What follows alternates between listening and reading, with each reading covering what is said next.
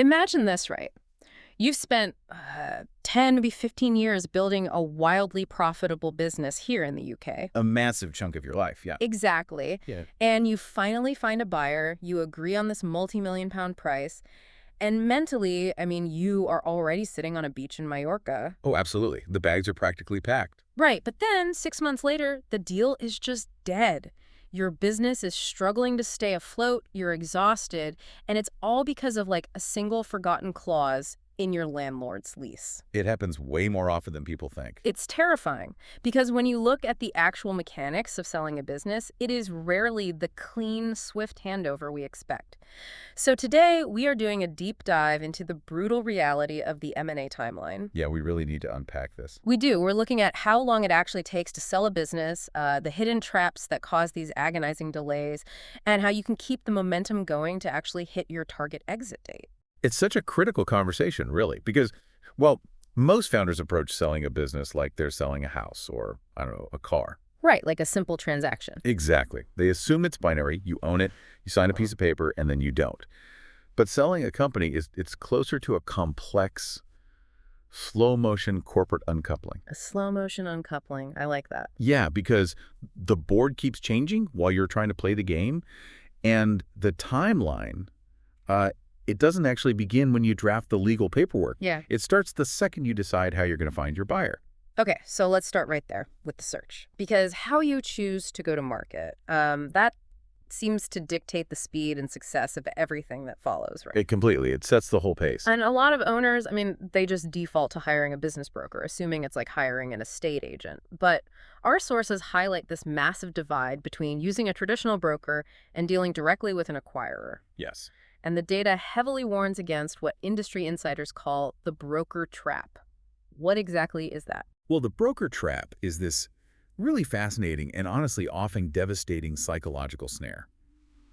To understand it, you have to look at the underlying business model of a standard, volume-based business broker. Okay, how do they operate? Their primary financial incentive isn't necessarily to sell your business. I mean, the primary incentive is to get your business listed on their books. Wait, just to list it? Just to list it.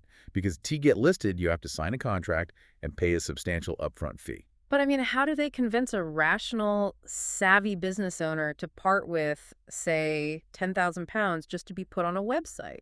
By dangling a massive, highly unrealistic number in front of them. We call it the 1 million pound illusion. Okay. Playing to the ego. Exactly. A broker knows that if they accurately value a seller's life work at, say, 300,000 pounds, the seller might feel insulted and just walk away. Right. They want to hear they built a million-pound empire. Precisely. So the broker says, you know, the market is scorching hot right now. We have buyers lined up around the block, and I can get you 1 million pounds. The seller's ego takes over. They pay the upfront fee. They start browsing brochures for that beach house.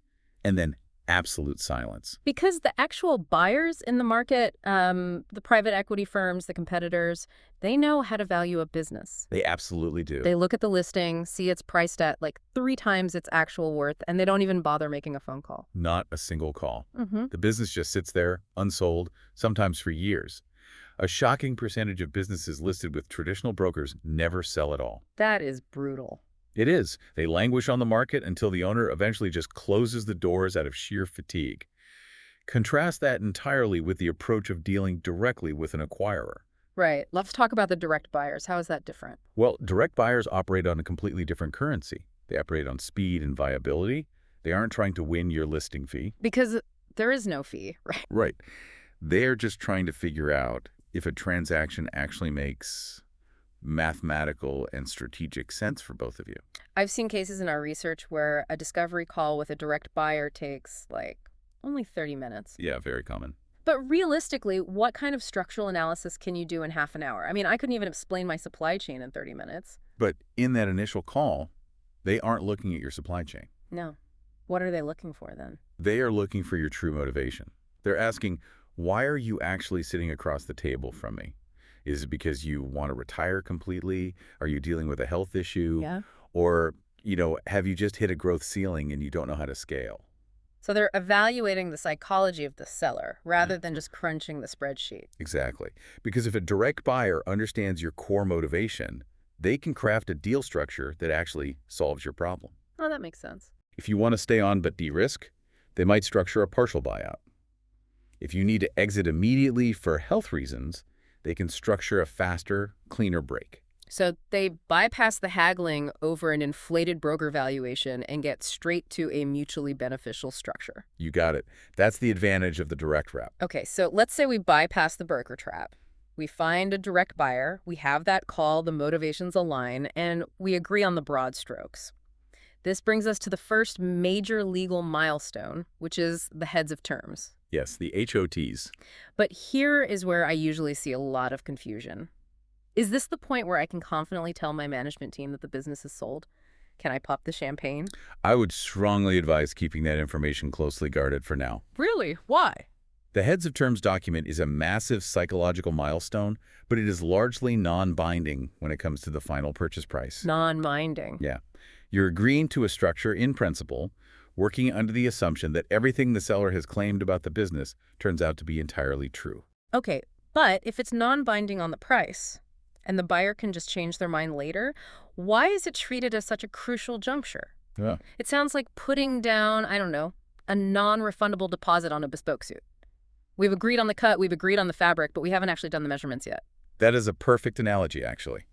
Because while the price might be non-binding, the heads of terms contains a clause that is strictly legally binding, and that is the exclusivity period. Ah, the exclusivity period. Yes. When you commit to that bespoke suit, you are locking in the tailor's time. In M&A, when a buyer signs the heads of terms, they are about to spend tens of thousands of pounds on specialist lawyers and forensic accountants. Right, to investigate your business. Exactly. And they are absolutely not going to sink that capital if you are still quietly shopping the business around to their competitors. That makes total sense. So the heads of terms locks you into a legally binding exclusivity period, usually 3 to 5 months, where you are forbidden from negotiating with anyone else. Okay, so we are locked in. We enter the formal process. Now, we need to talk about the reality of this timeline because this is the phase that absolutely breaks people. It really does. It's a grind. Both parties want the deal done. You've agreed on the framework. Why does the calendar suddenly slow to an agonizing crawl? What is the actual machinery grinding away week by week? This is where the heavy lifting happens, and it is entirely sequential. Sequential meaning one thing has to finish before the next begins. Mostly, yes. The formal process moves through rigorous stages. You have information requests, due diligence, the drafting of the share purchase agreement, often called the SPA, the disclosure letter, and finally, completion. That is a lot of legal jargon. It is. And the absolute biggest bottleneck in that entire sequence is due diligence. I think people misunderstand due diligence, honestly. They picture it as like a ruthless home inspection. The buyer shows up, taps the walls, checks the boiler, and looks for dry rot. Right. A quick once-over. Yeah, but it's much deeper than that, isn't it? It's not just about looking for cosmetic flaws. Oh, it is a complete structural stress test of your company's foundation. The buyer's legal and financial teams are sending hundreds of extensive questions to verify that the business is legally, structurally, and commercially what you claim it is. Hundreds of questions. Easily. They aren't just checking if your profit and loss statement adds up. They are looking for hidden existential risks. Okay, what does an existential risk actually look like in a profitable business? Let me give you a very common scenario.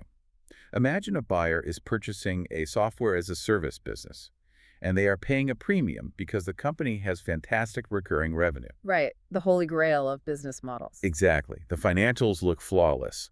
But during legal due diligence, the buyer's lawyers read through the actual customer contracts, and they discover that every single client has a standard 90-day cancellation clause that allows them to walk away without penalty. Oh, wow. Which means the buyer could take over today, and in 3 months, their entire revenue stream could legally evaporate. Precisely. The buyer thought they were acquiring a highly stable, predictable asset, but they're actually buying a massive retention risk. That changes the valuation entirely. It does. Or they might look at your HR files and realize that your top 3 performing salespeople, the one generating 80% of your revenue, don't actually have signed employment contracts with non-compete clauses. So they could literally resign the day after completion and take your entire client book across the street to a competitor? Exactly. That's an existential risk. So as a seller, if I know my employment contracts are a bit sloppy or I have a weird cancellation clause, the temptation is obviously to just sweep that under the rug to keep the paperwork moving, right? It's a huge temptation. If the buyer is taking on the risk, shouldn't they just do their own homework? Why is it on me to highlight my own flaws? Because sweeping it under the rug is the single most dangerous thing you can do, and it will almost certainly result in litigation. Litigation after the sale. Yes. In M&A, lies by omission are deal killers. And this brings us directly to the mechanism of warranties and the disclosure letter. Right, let's break this down because the legal jargon here gets incredibly dense. What are warranties? In simple terms, inside the main contract, the share purchase agreement, the buyer will demand warranties. These are legally binding promises you make about the state of the business. Promises like what? You are legally warranting that there are no pending lawsuits, that all taxes are perfectly up to date, that the IT infrastructure is actually owned by the company, and so on. Okay, so I sign that. What happens if I'm wrong? If you sign that document, and 3 years later a hidden tax liability emerges, the buyer can and will sue you for breach of warranty to recover their money. That sounds terrifying. You're basically underwriting the entire past history of the company with your own personal wealth. You are, which is exactly why the disclosure letter is your ultimate shield. The shield. Okay, how does that work? The disclosure letter is a formal, legally binding document drafted by the seller's lawyers. It is literally a list of exceptions to those warranties. Okay, give me an example. So you say to the buyer, yes, I warrant that there is no pending litigation except for this one ongoing dispute we have with a supplier from last year, which I'm fully disclosing right here. But wait, if I hand the buyer a list of everything wrong with the company, why would they ever accept it? Doesn't that just invite them to lower the price? It might trigger a discussion about price, but usually it just shifts the allocation of risk.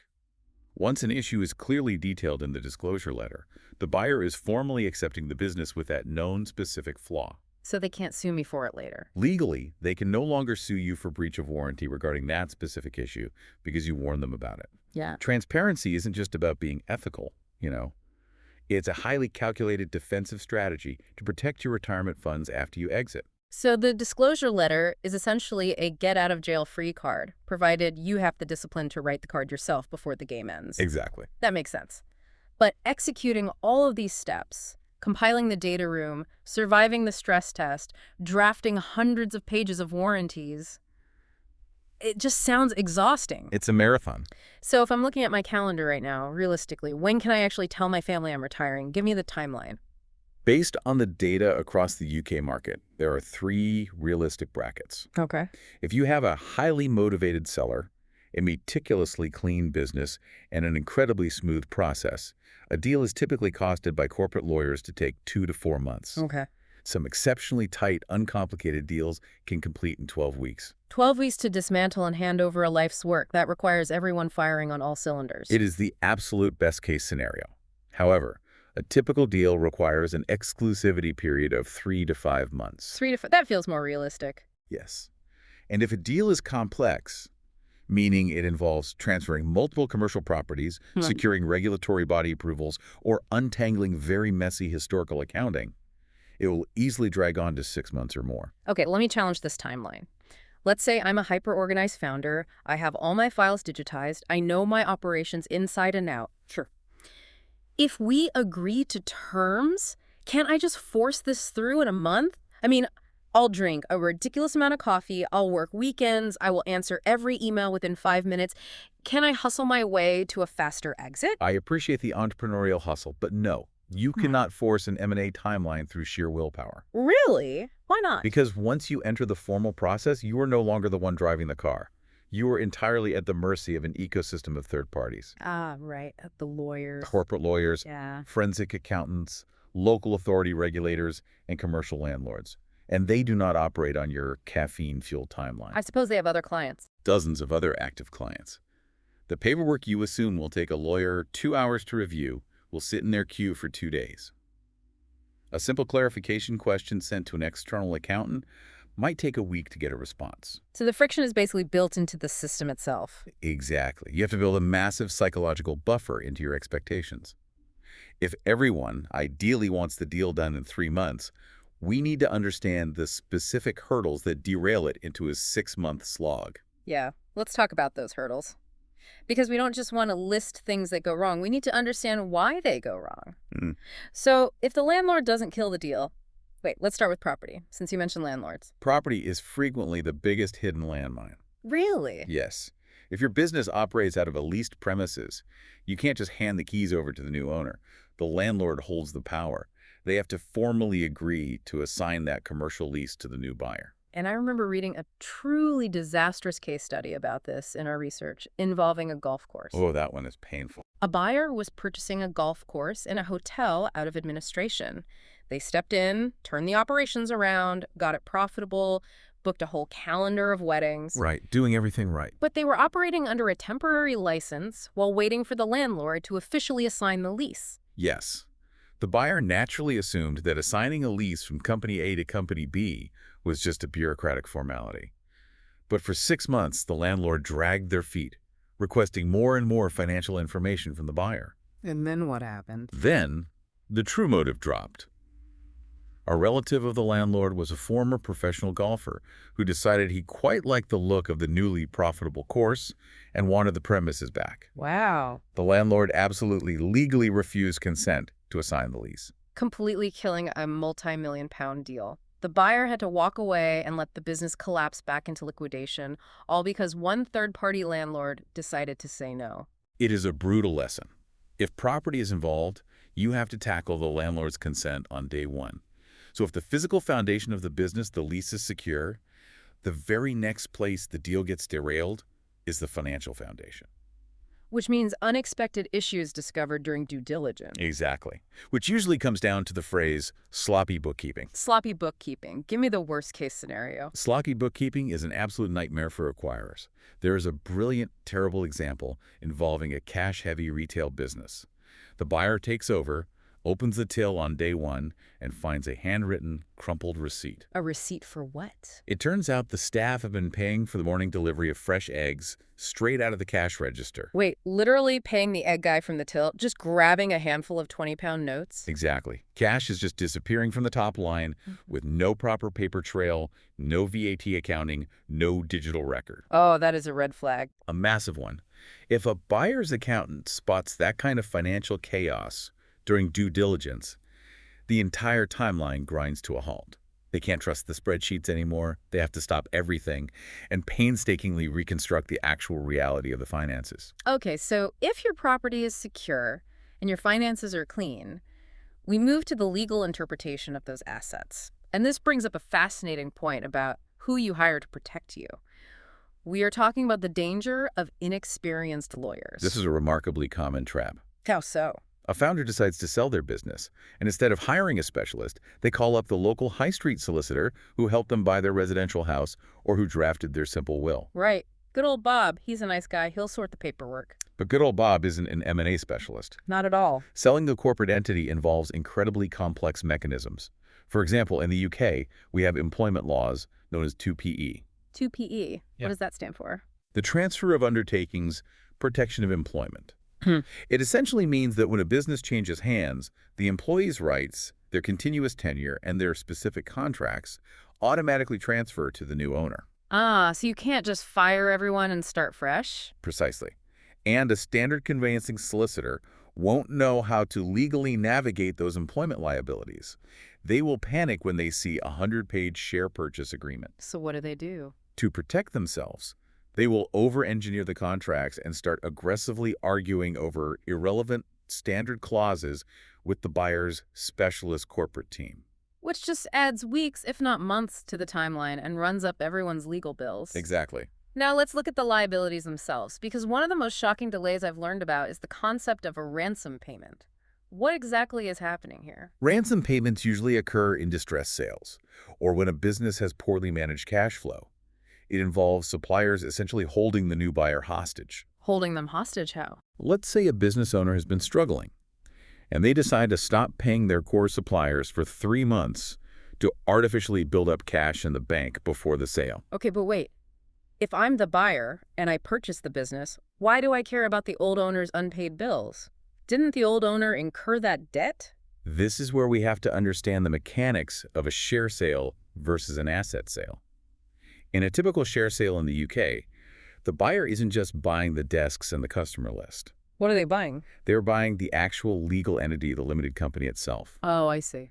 The company still owes that debt. Hmm. So the new buyer walks in on day one, ready to take over, and the core supplier says, the company hasn't paid us for 3 months. If you do not pay these overdue invoices today, right now we are switching off your software servers and your customers will have nothing tomorrow. Wow. So the buyer is forced to make a ransom payment just to keep the lights on, which means the entire purchase price and deal structure has to be completely renegotiated at the 11th hour. Exactly. It destroys trust and momentum. That is brutal. It is. Now, moving away from third-party issues, we have to look at delays caused directly by the seller's own psychology. Our own worst enemies. Often, yes. The most common one is hesitation. A seller will pause the process and say, give me 4 more months. I'm going to push sales, launch a new product, and improve the business so I can get a higher valuation. Honestly, that actually sounds logical to me. Really? Yeah. I mean, if I'm selling my house, I'm going to repaint the living room and fix the garden gate the month before the open house to get a better price. Doesn't showing an upward trend get me a better multiple? It's a fundamental misunderstanding of how corporate valuation works. A business is not a house. It is a complex machine. Right. Okay, so the house analogy fails here. Completely. When a serious acquirer values that machine, they are not looking at the last 4 months of sudden frantic polishing. They are looking at the last 4 years of sustainable, predictable output. So the fresh coat of paint doesn't change the structural value of the foundation? Not at all. Buyers see right through a sudden, uncharacteristic spike in sales just before a transaction. Furthermore, waiting 4 months introduces massive, unnecessary risk. Like what? You might lose the willing, funded buyer who is sitting right in front of you today. The macroeconomic market could shift. A competitor could launch a disruptive product. Right. A lot can happen in 4 months. The advice to sellers is blunt. If you have run this business for 10 years and only now want to optimize it, it is not going to suddenly transform into a unicorn in a single quarter. Which perfectly sets up the final and perhaps most difficult hurdle: emotional cold feet. As we get closer to completion, the reality sets in. We really cannot overstate the emotional weight of selling a business. For many founders, it is their legacy. Their identity, really. Yes, it is their entire professional identity and their primary source of generational wealth. As completion day approaches, the seller is exhausted by the legal jargon, they are battered by the due diligence process, and they face the terrifying prospect of waking up on Monday morning with no company to run. So they panic. They panic, they find a minor excuse to delay, or they just pull the plug entirely. Okay, so knowing that this process is an absolute minefield, landlord, vetoes, cash till accounting, out-of-their-depth lawyers, supplier ransoms, and our own emotional sabotage, how do we practically survive this? It comes down to preparation. Give me the mechanics of how a seller actually keeps the momentum going to hit their target date. The very first practical step: assemble your deal team before you even draft the heads of terms. Before the HOTs, okay? You need an M&A specialized corporate lawyer and a specialist tax advisor ready to act instantly. If you wait until the heads of terms are signed to start interviewing law firms, you have just wasted 3 or 4 weeks of your precious exclusivity period. You need them at the table from day one. Be ready to hit the ground running. What is the second mechanic? Keep pristine narrative records. We call it journaling your corporate decisions. Journaling. Like a diary for the business. Kind of. If you decide to pay off a director's loan early, or you dramatically change a supplier contract, write down a brief memo explaining why you did it at that time. Why is that necessary? Because 2 years from now, during due diligence, a forensic accountant will ask you to explain that specific transaction. Yeah. If you can confidently hand them the context, the issue is closed instantly. Right. But if you shrug and say, well, I don't really remember, it seemed like a good idea at the time, it triggers a wider, time-consuming investigation into your financial confidence. Do the work now so you aren't scrambling under pressure later. I love that. You are preemptively answering the stress test. Now, there is a very specific scheduling tactic I've heard used by veteran deal makers to combat cold feet: the Monday completion trick. How does this actually work? This is a brilliant piece of practical deal psychology. Mm. The rigid advice is to always, without fail, schedule your legal completion date for a Monday. That seems counterintuitive. Wouldn't you want to complete on a Friday, finish the week strong, pop the champagne, and go celebrate? You would, but in complex deal making, Completion dates frequently slip by a day or two. Ah, okay. There's always one missing physical signature or one international bank transfer that gets held up in compliance. If you aim for a Friday completion and at 4:00 p.m. it gets delayed by one missing piece of paper. The seller now has an entire weekend with absolutely nothing to do but sit at home and stew. Exactly. They get emotional. They talk to their spouse about how exhausting the process is. They feel profoundly let down that the big moment didn't happen. The forward momentum completely dies. And that leads to cold feet. It is incredibly common for a buyer or a broker to receive an email on Sunday night from the seller saying, you know what, this is a sign, the deal is off, it's too stressful, I'm keeping the company. Wow. So by scheduling it for a Monday, I'm basically setting up a psychological defense mechanism against my own anxiety. Exactly. If you schedule completion for a Monday and it slips because of a missing banking document, it just rolls into Tuesday. You're still in work mode. You are still in the middle of the working week. Everyone is at their desks, the lawyers are still on the clock, the momentum is maintained, and you push it over the line without that dangerous emotional weekend gap. Managing momentum is the absolute best way to manage those late-stage emotions. So if we synthesize everything we've uncovered today, selling a UK business is not a quick flip.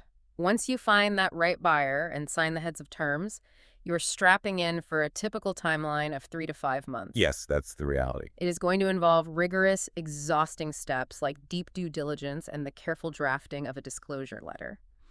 But if you prepare properly, if you assemble an expert deal team early, keep pristine records, and maintain absolute transparency to neutralize the risks, the process absolutely does not have to feel slow, uncertain, or painful. It really doesn't. You can anticipate the roadblocks and steer right around them. And if we pull back to look at the biggest picture of all, there's one final vital strategy for any business owner.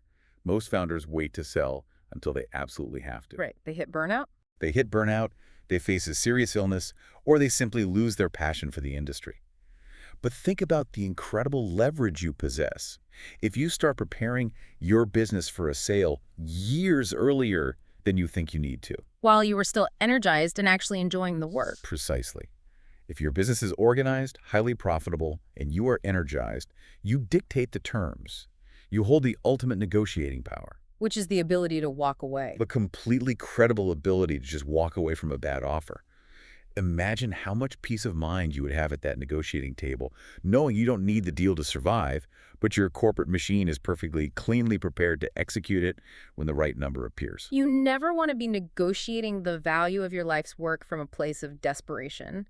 You want to negotiate from a position of total optionality. Thank you for joining us on this deep dive. We tailor these explorations because we know you have built a beautiful, intricate machine over many years. When it is finally time to hand over the controls, that slow-motion chess match does not have to end in a stalemate. If you secure your foundation, anticipate the moves, and build your team, you will walk through that exit door exactly when you plan to.